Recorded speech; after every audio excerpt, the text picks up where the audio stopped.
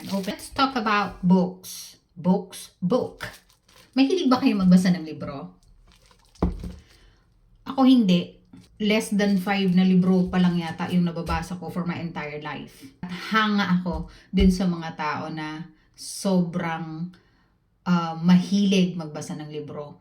Sa sobrang tagal na panahon na napabayaan ko yung utak ko. Ngayon, gusto kong unti-unting magbalik loob. Gandang topic, di ba? Buksan na natin ha. Hindi ko alam kung gaano ko siya katagal babasahin. Depende siguro. Pero mag-ano ng libro? Parang kaya ko siyang basahin ng isang araw. Joke lang. Ayaw ko magpabukas. Parang ayaw ko magpabasa nito. Mag-ano yung libro? Mag-ano lang siya. Ayan, open na natin. Siyempre. Wala lang. Yan, eto na. Basahin ko dito sa likod yung parang, yung tawag doon, summary. Sabi dito, doing well with money isn't necessarily about what you know. It's about how you behave. And behavior is hard to teach even to really smart people.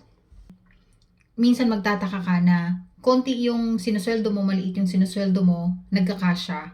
Pero nung lumaki na yung sinusweldo mo, parang kinukulang ka pa. So, ano nga ba yung problema? Yung money o ikaw mismo? So, yun ang tutuklasin ko sa seryeng ito ng aking buhay. Ang about sa pera. Bili na rin kayo ng libro at sabay-sabay tayong magbasa.